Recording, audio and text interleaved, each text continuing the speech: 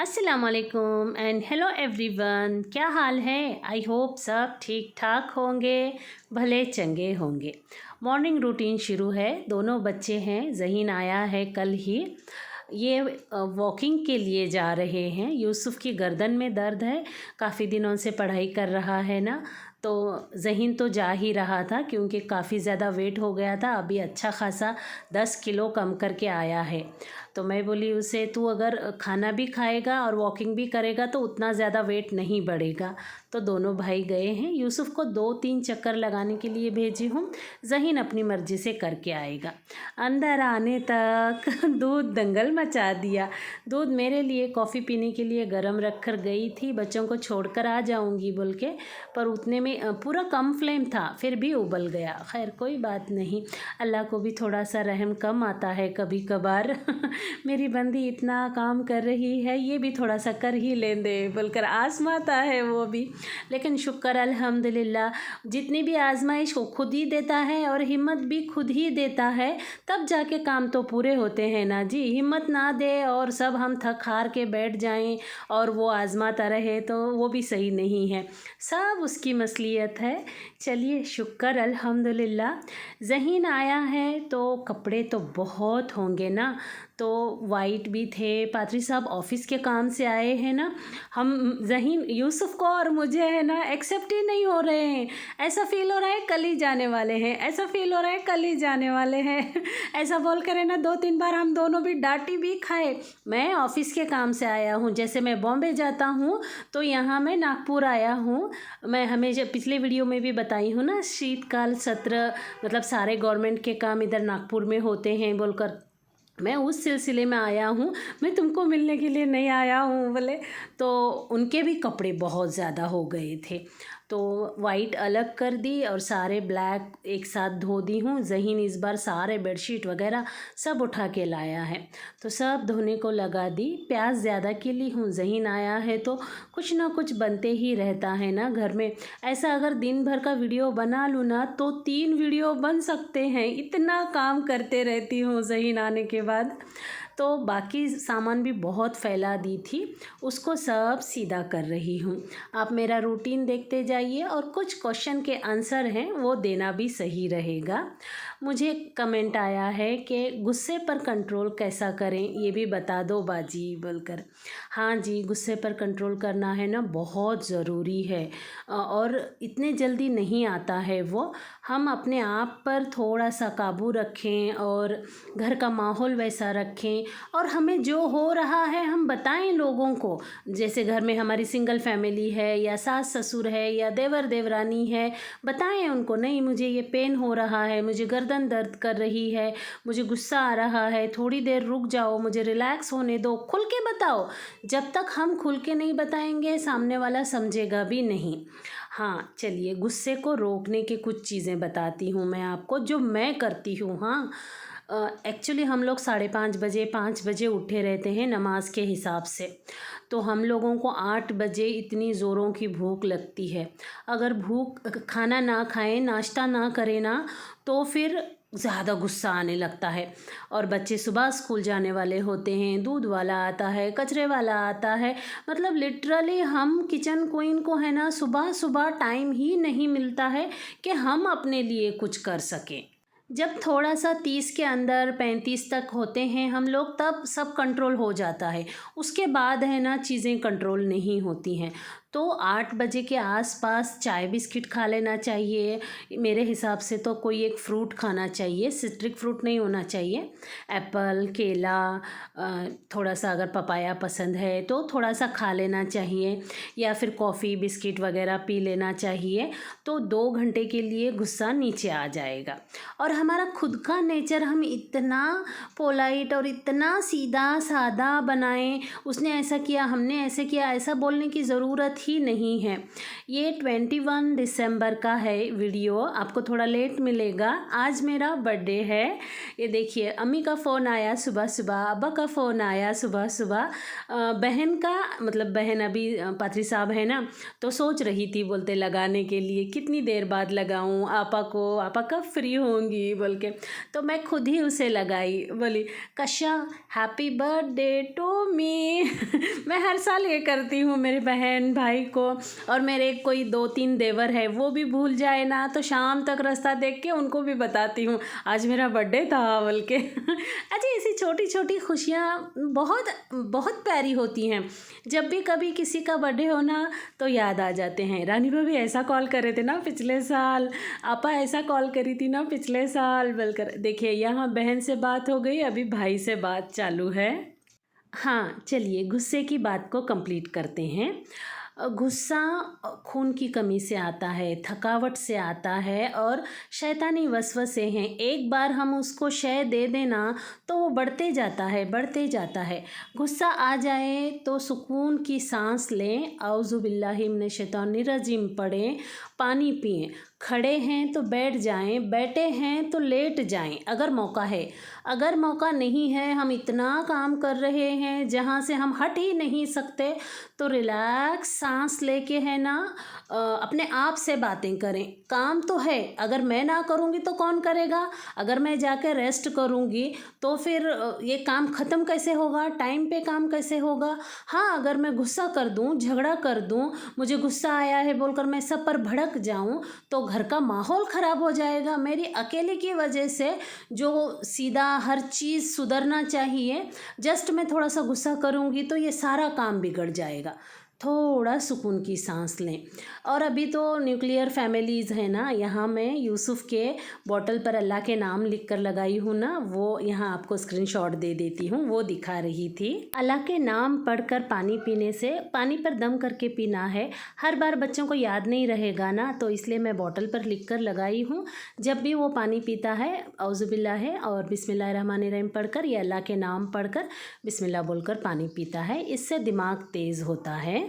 हाँ, गुस्से की बात कर रही थी। अब तो छोटी छोटी फैमिली हुए हैं, आप 1 बार 2 बार बच्चों को बताएंगे, हस्बैंड को बताएंगे मुझे गुस्सा आ रहा है, मुझे तकलीफ़ हो रही है, मैं थक गई हूँ, तो वो भी बातों को समझने लगेंगे। अभी आज ही की बात लीजिए, ये वीडियो ख़त्म होने तक पता नहीं मैंने क्या गड़बड़ कर दिया, इतना ज़ोर सर दर्द करने लगा मेरा। लगभग 1 महीने से नहीं था जी, शुक्र अल्हम्दुलिल्लाह। और दुखते रहता है तो उसे संभालने की हिम्मत होती है, और कम होकर अचानक आ जाए ना तो उसे संभालने की हिम्मत थोड़ी सी मेरी डगमगा जाती है। मतलब मैं काम नहीं कर सकती हूँ, साइड में बैठना पड़ता है वो दर्द को संभालने के लिए मुझे। तो फिर मैं जैसे ही सर पकड़ी, अल्लाह मेरा सर दर्द क्या गड़बड़ कर दी जी, मैं आज बहुत ज़ोर दर्द कर रहा। तो पादरी साहब आए, मैं दबा दूँ क्या रानी सर दर्द, छोड़ दो काम, साइड हो जाओ। फिर ज़हीन आया, अम्मी मैं दबा दूँ क्या? यूसुफ बोला, अम्मी क्या करूँ, मैं कुछ करूँ क्या? मतलब मैंने ऐसे घर का माहौल बना के रखा है, मुझे कुछ तकलीफ़ हुई तो मैं फटाक से बोल ही देती हूँ ना। तो सभी को पता हो गया है कि अभी अम्मी को तकलीफ़ हो रही है, भाभी को तकलीफ़ हो रही है। मेरे अम्मी अब्बा आए तब उन्होंने भी फील किया ये बात को। फिर 10-15 मिनट बैठती हूँ जी, रिलैक्स करती हूँ, और टाइम के हिसाब से अगर गड़बड़ ही है, पादरी साहब को जाना ही है, तो फिर मैं मेरे सर दर्द को वैसे ही दुखाते दुखाते सांस लेते हुए आराम से काम ख़त्म करती हूँ। नहीं तो फिर मैं साइड हो जाती हूँ, सुकून से सांस लेती हूँ, पानी पीती हूँ, थोड़ा सा चाय पीती हूँ, सारे माहौल से दूर होती हूँ, फिर आराम से आकर फिर से काम को लग जाती हूँ। बस 10-15 मिनट ही काम से दूर रहती हूँ। अगर दुकरा दुकरा बोलकर दूर चली जाऊँगी तो काम कौन कंप्लीट करेगा जी? काम तो करना पड़ेगा ना। अभी थोड़ी जिम्मेदारी है, जैसे ही बच्चे बड़े हो जाएंगे, मैं और पादरी साहब ही रहेंगे, तो फिर मेरी जिम्मेदारी भी उतनी नहीं रहेगी। जो भी बनता है बना लो, आप भी बनाओ, मुझे भी बना के दे दो चाय वगैरह, आराम से ऐसे हो जाएगा। लेकिन अभी मेरे ऊपर यूसुफ की ज़िम्मेदारी है, तो मैं अभी साइड नहीं ले सकती हूँ। इस तरह से हम अपने आप पर डिसाइड करना है कि ये ज़रूरी है, कौन सा काम ज़रूरी है, या फिर थोड़ा ही दुख रहा है जिसे हम संभाल भी सकते हैं, बहाना बना के साइड हो जाएंगे, ये सारी चीज़ें नहीं करना है। कैसे भी करो, किस तरह से भी करो, हम लोगों को ही अपना गुस्सा कंट्रोल करना है। हो सके तो बच्चों का और शोहर का गुस्सा भी हमें संभालना पड़ता है। थोड़ी देर बड़बड़ करने के बाद में इतना बड़बड़ करा बेटे, तुझे तो गुस्सा आया था, ठीक है, लेकिन इसका फ़ायदा क्या हुआ बेटे? घर का माहौल तो ख़राब हो गया ना बेटे। बोलने से मेरे दोनों बच्चे भी हैं ना, माशाल्लाह, थोड़ा सा गुस्सा आने के बाद साइड हो जाते हैं जी, और बोलते हैं नहीं अम्मी थोड़ा गुस्सा बहुत ही आया था, लो ज़रा कम होता लो बोल के। और हाँ, अभी गुस्सा कम करने के लिए मैं जो यूज़ करती हूँ वो टिप्स बताई। शायद वो टिप्स आप पर काम ना करें, लेकिन औज़ुबिल्लाह है तो हर किसी पर काम करता है। आप उस वक्त क्या करें, अल्लाह से बातें करें। अल्लाह देख मुझे कितना गुस्सा चढ़ रहा मेरे दिमाग पर, कितना टेंशन हो रहा मुझे, कैसी तकलीफ़ हो रही मुझे, तू राहत दे अल्लाह, मुझे तू रिलीफ दे अल्लाह मुझे। और किसी से झगड़ा वगैरह हुए रहता है, कुछ भी ऐसा बदला लेने की, ऐसा अजीब अजीब ख़यालात आते हैं ना, तब हम अल्लाह को बोल सकते हैं अल्लाह तेरा शैतान देख मुझे कितना परेशान कर रहा, कैसे सता रहा, मेरे दिमाग में खिचड़ी पका के रखा है, मुझे गुस्सा कितना मंगा रहा। अल्लाह तेरा शैतान है, तू बांध के रख उसको, मेरे तक आने मत दे अल्लाह, मैं परेशान हूँ या अल्लाह मेरी हिफाजत कर। और हम अल्लाह से जो मांगते हैं ना जी वो मिलता है। मेरा एक्सपीरियंस है ये, मैं मतलब मेरे तो वीडियोस में भर भर के बताई हूँ मैं, इस लम्हा मेरी ये दुआ कबूल हुई, उस लम्हा मेरी ये दुआ कबूल हुई।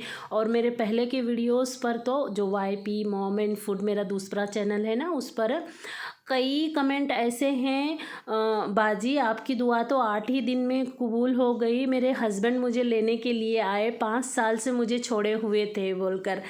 ऐसी ऐसी कमेंट भी हैं। हाँ जी, आप जो अल्लाह से मांगेंगे ना वो कबूल होगा, वो मिलेगा। आप भरोसा तो करके देखो, आप पूरा यकीन तो करके देखो। और अल्लाह जब ना दे और आप उस पर नाराज़ हो, मैं तो मांगती हूँ अल्लाह देता ही नहीं है, ऐसा ना बोलें। नहीं दिया है, क्यों रे अल्लाह क्यों नहीं दिया, कि मेरे लिए सही नहीं था, ये मुझे सही बना के दे अल्लाह, ये मुझे होने का। ऐसे आप अल्लाह से बातें करो, दरूद शरीफ पढ़ो, सुकून की सांसें लो। 1-2 बार जैसे ही गुस्सा कंट्रोल हो जाएगा ना, तो सारी चीज़ें सही हो जाएंगी। और एक बात, ये बहुत ज़्यादा गुस्से का और हार्मोन्स चेंज होने की चीज़ें हैं ना, ये 30 के बाद ही शुरू होती हैं। पहले तो ताकत होती है, संभाले जाता है। यहाँ देखिए मेरे छोटे देवर का फ़ोन आया है बर्थडे विश करने के लिए। जब मुझे पहली बार हुआ ना, इतना गुस्सा आया, हाथ पैर काँपने लगे, एकदम ऐसा थर थर होने लगा। मेरे समझ में ही नहीं आया क्या हुआ मुझे। मैं घबरा के वो मेरे दर्द को, वो मेरी घबराहट को संभालने में ही लग गई। और रात में डिनर क्या बनाना है मेरे समझ में ही नहीं आया। दाल चावल था, तो ऑमलेट ही बनाना था। तो मैं पादरी साहब को बोली, पादरी साहब मुझे खड़े भी नहीं होने को आ रहा, मुझे इतनी तकलीफ़ हो रही है, आप थोड़ा ऑमलेट बना लो। ये फ़र्स्ट टाइम की बात है। और ज़हीन भी घर में था। पादरी साहब ऑमलेट बनाएंगे बोलते, ज़हीन खड़े होके देखेगा बोलते। तो दोनों बाप बच्चों में हो गई आवाज़। ज़हीन बोल रहा अब्बा आप आराम करो, मैं बना लेता हूँ, आप बनाएंगे और मैं खड़े होकर देखूंगा तो दोनों को ही काम लगेगा ना अब्बा, या तो फिर आप बना लो मैं पढ़ाई कर लेता हूँ। तो थोड़ा आवाज़ ही हो गया। पाजी साहब को भी गुस्सा आया, उनको भी कंटिन्यू कॉल वगैरह रहते हैं। और ज़हीन भी नाराज़ हो गया, अम्मी देखो बोल के। उस वक्त मैंने अपने आप से वादा कर लिया, ऐसा माहौल दोबारा घर का मैं करूँगी ही नहीं। उस टाइम में लगभग हर महीने हर 15 दिन में मेरी हालत वैसी हो जाती थी। जैसे ही मुझे घबराहट होने लगी ना, तो मैं क्या करती थी, पानी पीकर उसी वक्त मैं खिचड़ी पका देती थी, या तो फिर ऐसा कुछ पका देती थी कि डिनर में उससे काम चल जाए गरम करके। तो 2-3 बार वैसा होने के बाद घबराहट से इतनी जल्दी पका ली थी मैं, ताकि घर का माहौल ही ख़राब ना हो। मेरी तबीयत जैसी भी हो, बरत के खाएंगे तो सब लोग, लेकिन बनाने के लिए इतना घर का माहौल ख़राब करेंगे तो सही नहीं रहेगा ना। उसके 4-5 वक्त होने के बाद में एक बार वैसे ही और शाम को हुआ मुझे, लेकिन मैं पादरी साहब को बोली नहीं। उठ के हल्लू हल्लू कुछ तो हल्लू हल्लू बोल रही हूँ, आराम आराम से कुछ करने की कोशिश कर रही थी। तो पादरी साहब बोले तुम हट जाओ रानी, इतना ही करना है मैं कर लूँगा। बोले नहीं पादरी साहब, अगर मैं आपको बोलूँगी तो आप ज़हीन को बुलाएंगे, उस टाइम कैसा घर का माहौल कर दिए थे आप पता है ना। बोले अरे हाँ, तू उतने को डर के तू खुद ही कर रही क्या। बोले हाँ। बोले तो अभी देखिए घर का माहौल ऐसा है, मैं जैसे ही बोलूँ तकलीफ़ हो रही है। और माशाल्लाह से अब मेरा ज़हीन बड़ा हो गया है ना, फटाक से खिचड़ी बना लेता है। पादरी साहब भी फटाक से कुछ बना लेते हैं, घर का माहौल ख़राब होने नहीं देते हैं, एक दूसरे को कोई आवाज़ नहीं करता है। पर इसकी फाउंडेशन तो मुझे ही डालना पड़ा ना, ऐसा माहौल घर में करना है बोलकर ये चीज़ें मुझे ही बताना पड़ा। और अभी भी मैं दोनों भी आवाज़ करने लगे, कुछ भी ऐसा गड़बड़ हो गई ना, नहीं जी ऐसा मत करो, तुम दोनों ऐसा करेंगे तो मुझे तकलीफ़ बढ़ जाएगी, ऐसा मत करो। तो दोनों भी संभल कर है ना घर का माहौल एकदम अच्छा कर देते हैं। शुक्र शुक्र अल्हम्दुलिल्लाह। आप भी जितने लोग भी वीडियो देख रहे हैं, अपने हिसाब से अल्लाह की राह पकड़ कर चीज़ें संभाल लेंगी ना, बिल्कुल संभलती हैं, बहुत अच्छे से संभलती हैं चीज़ें। और बहुत ज़्यादा गुस्सा आ जाए ना, थोड़ा सा काम से हट के या तो फिर टेरेस पे चले जाएं, या तो फिर ऐसे मतलब दूर हट के किनारे बैठ जाएं, तो काम सब सीधा हो जाता है। यहाँ देखिए सुबह 2 घंटे में मैं इतनी परेशान हो गई थी। पादरी साहब पोहे बना रहे हैं, पर उनको हर चीज़ मुझे करके देना पड़ता है। तो बच्चे भी यही सताते हैं, सारा तो अम्मी करते हैं, अब्बा आप करते क्या हैं बोलकर। अब पाजी साहब बोलते हैं मैं तो प्याज काटता हूँ ना बोलकर। लेकिन बनाते बहुत अच्छे हैं, सॉफ्ट होता है। बाकी नमक वगैरह सब मैं ही डालती हूँ, फिर भी उनका हाथ लगने की वजह से एक अच्छा टेस्ट आता है। ये भी एक खुशियाँ होती हैं। मैं इतना परेशान करती हूँ पादरी साहब को, देखो आप मैं बनाया बोलते करे क्या, ज़रा वो तो भी बोलो मुझे, प्याज काटा नहीं रानी बोलते हैं, तो आप प्याज ही काटने के लिए किचन में आते हैं बोलकर। उनको कटिंग करना बहुत पसंद है। बस ऐसे ही नोक झोंक चलते रहती है। ऐसा करेंगे तो घर का माहौल भी एकदम अच्छा रहेगा, हम भी एकदम सुकून से रहेंगे। शुक्र अल्हम्दुलिल्लाह, बरकतें भी आते रहेंगी। और हम जो करते हैं ना बच्चे वही करते हैं। अभी मेरे ज़हीन और यूसुफ बोल रहे हैं, भाईजान जी, यूसुफ ज़हीन को बोल रहा है आप अम्मी के साथ रह के अल्लाह अल्लाह करना नहीं सीखे क्या बोल के। ज़हीन बोल रहा है बिल्कुल सीखा ना अम्मी, कितने बार अल्लाह बोलते हैं 1 मिनट में, वो तक मैं गिन को अम्मी को बताया था। यूसुफ मतलब ज़हीन जब 11वीं 12वीं था ना, उसके साथ भी ऐसे ही रहती थी ना। अभी यूसुफ है तो यूसुफ की पढ़ाई के लिए रहती हूँ ना, तो मैं जो करती हूँ ना मेरे बच्चों में बहुत वो आदतें आई हैं, और वो मेरे बच्चे वो चीज़ें सीखते भी हैं। हाँ अम्मी गुस्सा आया तो ऐसा करते ना, अम्मी हंसी आए तो ऐसा करते ना, अम्मी अब्बा को ऐसा करते ना। तो मतलब मेरे बच्चों में इतनी समझ है, शुक्र अल्हम्दुलिल्लाह। क्या बोलूँ मैं, अभी कल परसों इतना ऐसा कमेंट आया, इससे पहले वाले 2-3 पहले वाले वीडियो में यूसुफ को पढ़ते के साथ गुस्सा आया एकदम से। कोई टीचर हैं वो बच्चों को ऐसा नहीं करते, भाड़ में जाओ, ऐसा एक अजीब सा कमेंट करे।